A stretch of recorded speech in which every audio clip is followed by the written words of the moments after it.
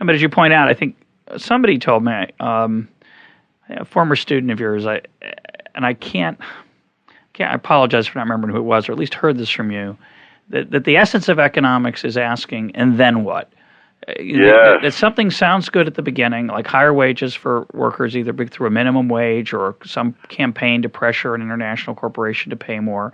And those have good effects to some extent. The people who keep their jobs in those settings, their lives are improved. But you have to ask, and then what? What comes next? And what alternatives are people forced into, as you point out? Oh yeah, I think that at least half the rhetoric of politicians, especially in election year, would have to disappear into thin air if people started asking, what will be the actual consequence of this? Well, it's an interesting thing as to why people don't ask it more. Part of it's a lack of understanding market forces and the consequences that economists see fairly easily, or sometimes hard to see for people who are not trained in economics. But part of it, as I think you were referring to earlier, is that it's more pleasant not to think of them.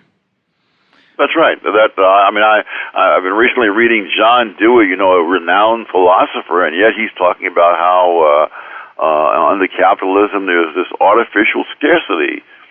It never occurred, and how we need to change the institutions, to deal with that. He never asked the questions, where do you find in the real world institutions we live in, that have a greater abundance than you do in capitalist countries?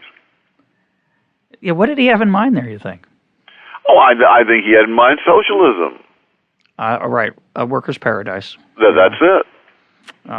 We're talking on the day after Castro appears to have stepped down from leading the workers' paradise just south of Key West, Florida, called Cuba. And it's his 50 or so year experiment has not turned out to be much of a paradise. But they never judge these things by their factual outcomes. Even in the days of the Soviet Union, and even after they found out some of the terrible things that were going on, these are always called, these are the growing pains of a new society. But when Pinochet took over in Chile, they didn't say that the things that went wrong in Chile were just the growing pains of a new society. Yeah, to make an omelet, you have to crack eggs, but it only counts in certain kinds of omelets, I guess. Oh yes. But it is an incredible phenomenon. Anne Applebaum writes about it in her book on the Gulag, where she talks about how strange it is that it's not polite to walk around in civil society wearing Nazi regalia, but you're allowed to wear communist memorabilia is considered hip. And I don't know if she refers to it, but a lot of people wear Che Guevara T-shirts. Oh, yes. And he's a murderer. And so it's just interesting how motive washes away a lot of sins for people.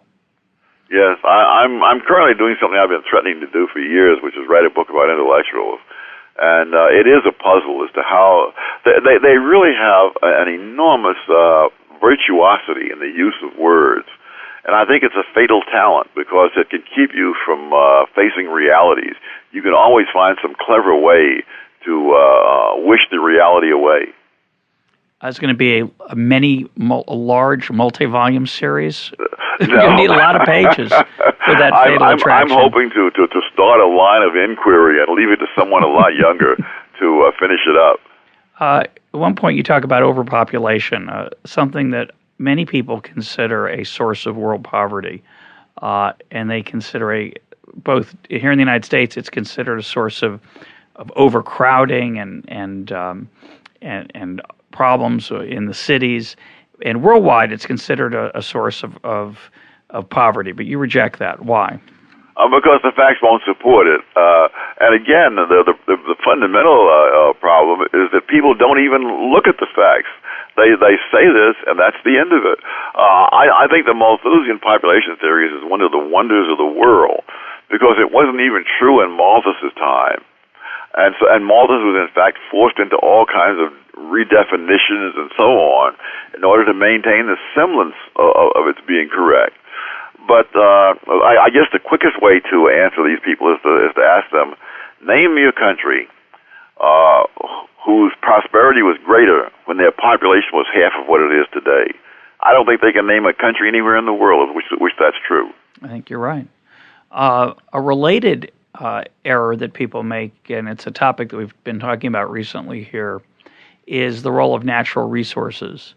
A lot of people like to say that, well, the United States got rich, say, between 1776 and today, because, well, it's a rich country. It has lots of raw materials.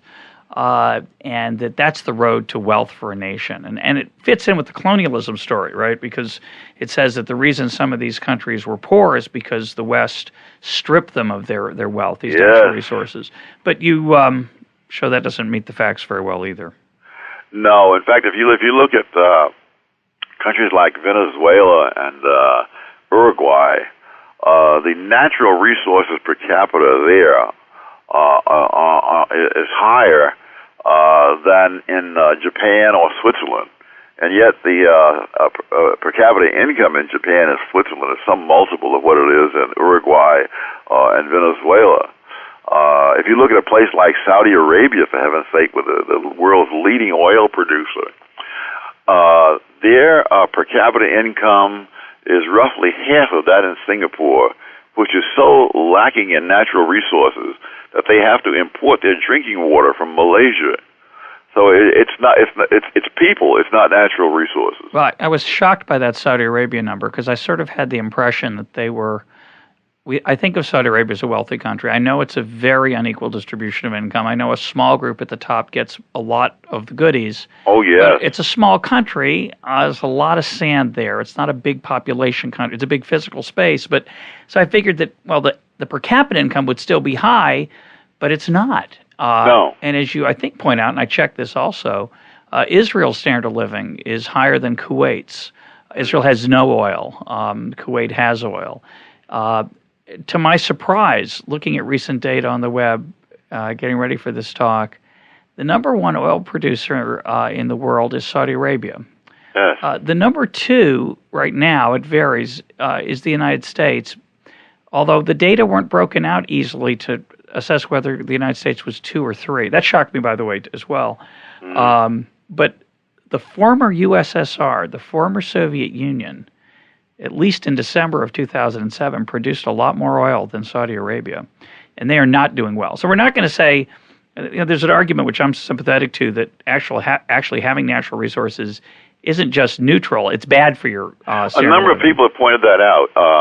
Nigeria has a fair amount of oil, but if you're spending your time shooting each other instead of drilling for oil, it's not going to do you a lot of good. Right, and if you have a big prize, like a natural resource that you can funnel to your friends, you tend to get bad government. And as you point out, bad government is a major factor in whether a nation is rich or poor, not whether it has natural resources or not. Yeah, the other thing that people don't realize, too, I think, is that what we call a natural resource is not some objectively given thing. It's what people know how to use. I mean, uranium was not a natural resource 1,000 years ago because there weren't that many uses for it. Waterfalls were not a natural resource before people had mills and later on hydroelectric dams. They were a hazard. They were a hazard. Right. Oil, yes. As my colleague Don Boudreau likes to point out, crude oil is just a sticky, gross substance until you figure out how to refine it. Well, at one time, before oil became what it is today, shysters would foist off land onto unsuspecting people when they knew that the land had oil on it, because they knew that would reduce the value of the land. Mm-hmm. And of course, once the uses were found, some people who had in fact been snookered found themselves very wealthy. Yeah, it's a great example.